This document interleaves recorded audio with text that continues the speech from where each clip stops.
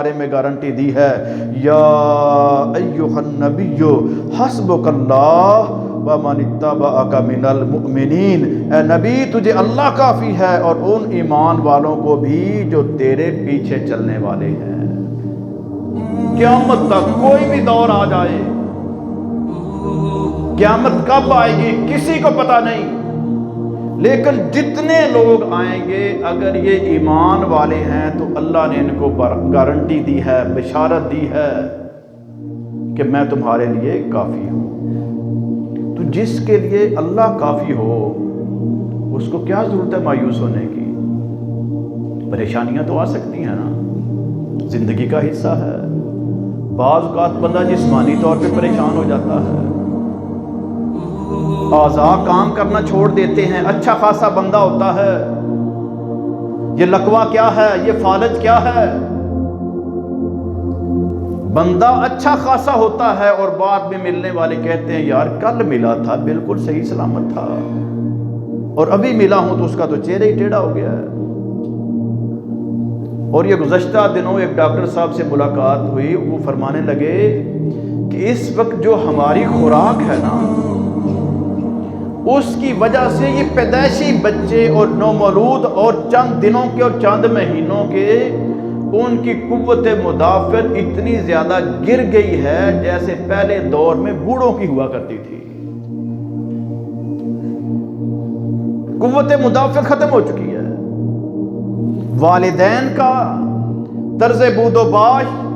رہائش کا انداز، کھانے پینے کے طریقے اور یہ فاسٹ فوڈ اور کولڈ ڈرنکس اور خام خواہ یہ میڈیسن یوز کرنا،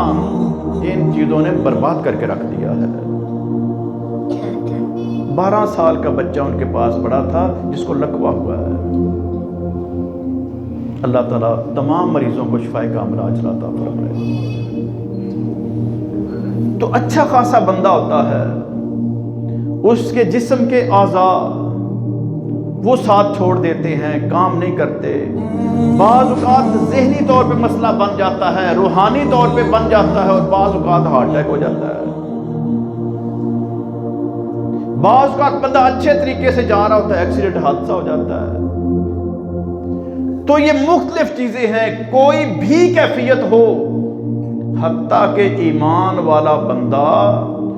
اس کی پشت کے اندر کوئی نیزہ مار دے اور وہ سینے کو چیر کے باہر نکل آئے، جب ایمان ہوتا ہے تو یہ بندہ اس حالت میں بھی مایوس بد دل اور پریشان نہیں ہوتا، بلکہ کھل کے کہتا فزت برب الکعبہ، اللہ کی قسم میں کامیاب ہو گیا۔ سوچنے کے انداز بدل جاتے ہیں، سمجھنے کے طریقے تبدیل ہو جاتے ہیں۔ دنیا دیکھتی ہے کہ ہم تو دیکھ رہے تھے کہ یہ پریشان ہو جائے گا، گر جائے گا، جھک جائے گا، چھوڑ دے گا، راستہ بدل جائے گا، موقف تبدیل کر لے گا، منہج تبدیل کر دے گا، ہماری بدعقیدگی کو قبول کر لے گا، ہمارے ساتھ مل کے شرک کے لیے وہاں پہ چلا جائے گا، ہماری رسومات کے اندر شامل ہوگا، ہماری بدعات کے اندر شامل ہوگا، ہماری خرافات کے اندر مجبور ہو جائے گا۔ لیکن کوئی بھی مرحلہ آ جائے، کوئی بھی آزمائش آ جائے، وہ کہتا ہے مجھے میرا رب ہی کافی ہے۔ اتنا عظیم رب کا یہ احسان ہے کہ اللہ اپنے بندوں کو مایوس ہونے ہی نہیں دیتا، اور جو لوگ پھر اپنے رب پہ توکل کرتے ہیں تو رب کو کس چیز کی مشکل ہے؟ اس نے کہنا کن ہو جا، فیکون کو ہو جانا ہے۔ اس رب کے ماننے والے بندے اس رب سے ہٹا کے غیروں کی طرف لگانے والے جب محنتیں کرتے ہیں اور ان کا ہدف ہوتا ہے کہ ہم نے اس بندے کو گمراہ کرنا ہے، وہاں پر اگر کوئی اپنے رب کی دعوت دے، رب کے قرآن کی دعوت دے، رب کی توحید کی دعوت دے تو پھر فتویٰ لگتا ہے، وہ جی ہمارے بڑوں کی گستاخی کرتا ہے،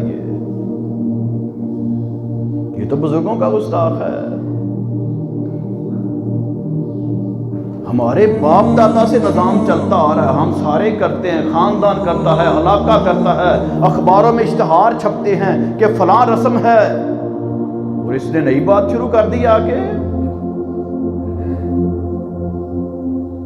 اور بات صرف فتوے کی حد تک نہیں ہوتی، وہ مولوی اور پیر ان کو ورگلاتے ہیں، گمراہ کرتے ہیں، اور باقاعدہ پھر تھانوں اور عدالتوں کے اندر جا کے کیس لگتے ہیں اور حکمران ان کو پھر سزائیں دیتے ہیں۔